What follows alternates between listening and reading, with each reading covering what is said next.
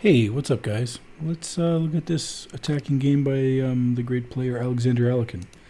So in this game, he had the white pieces, and he played e4. His opponent was Tartakower, who played the Caro-Can, my favorite defense.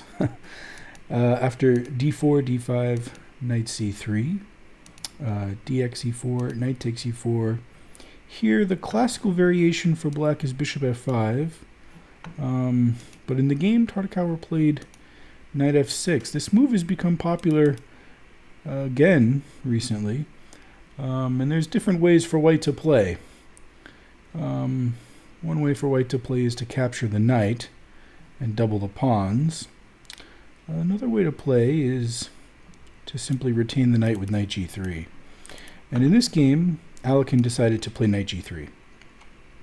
Here, Tartakower played a move that I really like. He played this move e5.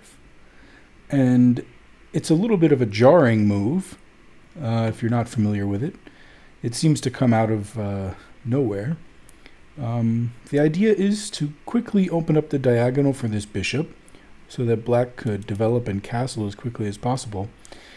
It might look like this pawn is hanging, but actually taking would not be the best move for white, because if we were to capture, black could exchange queens with queen takes d1. And after king takes, of course we have to save our knight, which is under threat from the pawn. Something like knight g4 threatens knight takes f2, which would be a fork. So we would have to defend that, maybe something like knight h3 to hold the f2 square, and then of course black could simply recapture this pawn on e5. And what was the purpose of all of this? Well, by exchanging queens, black stole our right to castle, so the white king will be stuck in the middle of the board. That's not the end of the world. He, of course, could play something like c3 or maybe c4 and tuck himself over here on the queen side, but he certainly doesn't have any opening advantage. White can't claim any sort of meaningful lead in development or control of the center or any of the things you would normally associate with an opening advantage, and so taking the pawn would not be a wise decision, and Alekhine does not do it. Instead, he simply develops knight f3, holding on to the square d4 and maybe threatening to capture on e5 with the knight. So black decides to exchange, and after knight takes d4, black develops bishop c5. And this again is winning a tempo. The knight on d4 is attacked twice by the bishop and the queen, and this creates a little bit of a problem. Of course, white could just move the knight back to where it came from, but then a lot of the same things we looked at before would be possible.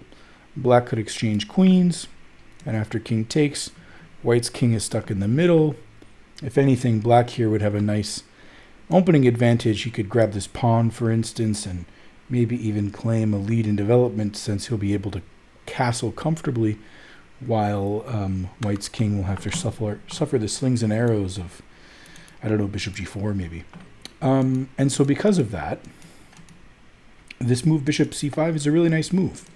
How do we deal with the threat against our knight? Moving it away doesn't work. We could protect with a pawn, but this might get a little ugly. For instance, if takes, we would be left with an isolated queen's pawn. The solution that Alekhine came up with is an elegant one. He played this move queen e2 check. So he moves the queen off from the file, checks the king to steal a move from black, and when black replies, now he has time to develop another piece, the bishop to e3, to defend the knight on d4.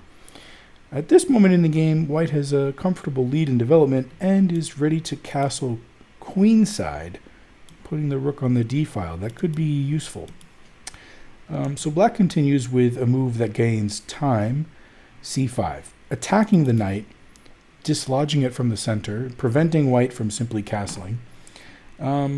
This was not actually the most accurate move, though. Black could have done something like maybe queen a5 check, just to slow down white's development, and let's assume bishop d2 were played, the queen could swing over to c5, where it attacks the knight on d4, as well as the pawn on c2, creating just enough problems for white that white has to deal with them, allowing black to catch up in development. Okay, but in the game, Tartakower played this move c5, hitting the knight. And it pushed the knight to a really beautiful square, f5. The knight on f5 is it's attacking g7, which is relevant, but it also just has a beautiful attacking radius around the king's side. It's important to notice that here, even if black were to remove the knight with, for instance, bishop takes f5, white could just replace it with another knight. And so this square, f5, is a very strong square and creates a lot of problems for black in the game. So black castles, defending g7, completing development on the king side. And Alekhine plays the move queen c4. It's a nice move with a couple ideas. One is on e2, the queen was in the way of the bishop. So now the bishop is free to develop, maybe to d3. And the other idea is that the queen could now swing over to the king's side to attack the king. Something that was not as possible from e2 since the knight holds g4 and h5 on that diagonal. Okay, and so here black plays rook e8. Bishop d3, white completes their development, and now b6. Here 0-0-0 was finally played, and it's kind of a perfect example of how having all of your pieces developed gives you an enormous advantage. If you look at Tartakower's position, the black pieces, this knight has not yet moved, this bishop is not yet moved, the queen is in the line of fire of being revealed against.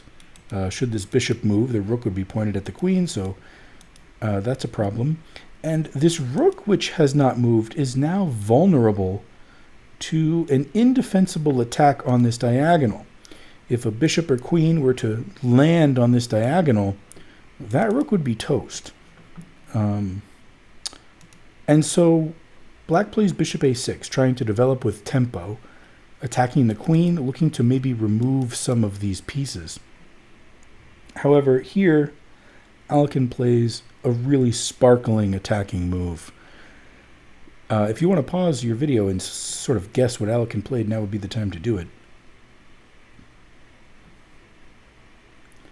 So the move he came up with was knight h6 check. It's a really beautiful move. So there's three variations. King f8 would be the easiest because now simply queen takes f7 is checkmate. The knight is holding that f7 square. Okay, so king f8 is not possible. What if the king were to go to h8? Well, now there's knight takes f7, which does attack the king and the queen, so if nothing else, it wins the queen. But in reality, white would not even bother with the queen, because after king g8, we have the classic smothered checkmate. Knight h6 is a double check. The queen is now checking the king, but the bishop can't take the queen, because the knight is also checking the king again. Of course, he can't return to f8, because once again, queen f7 is mate. But now if he goes into the corner, the f-pawn has been removed, so white could play queen g8 check. Now notice the king cannot take the queen. It's defended by the knight. However, this knight could take the queen. Do you see the checkmate here? Knight f7. The knight returns to f7. It's a smothered mate. Really incredible, beautiful mate. But that is not what happened in the game either. Those were options should the king move to either square. The third option, of course, would be pawn takes knight, and that is what Tartakower played. Now, there's really only one move for white that continues with an advantage. And it's a difficult move to see. It's this move, bishop takes h7 check, revealing the rook on the queen, winning a tempo off from the king. And so after knight captures, queen g4 check, saving the queen, which was being attacked by this bishop, before taking the queen on d8. And now it is a cleanup operation. The queen returns to e4, and as we had mentioned earlier, A heavy piece landed on this diagonal. This rook needs to be defended, but there's no easy way to do it. The queen is also attacking the bishop. If knight d7, then queen takes bishop. Any other move, we could take the rook. Black in the game played knight c6, but of course this just gave the knight away. After this bishop retreat, knight f5, the knight returns to its beautiful square, and now the threats are simply too many to count. Black could probably safely resign here. He continued with this move bishop c4, trying to hold on to this square, maybe introducing ideas of bishop d5 to attack the queen and the g2 pawn. But simply bishop takes h6, opening up another line of attack to the king. Indeed, bishop d5 is played, attacking the queen, attacking g2. And here, just queen c7, calmly, bringing the queen to another diagonal where queen e5 check is introduced as a possible threat. So Black decided to play rook a c8, attacking the queen, but this did not solve the problem.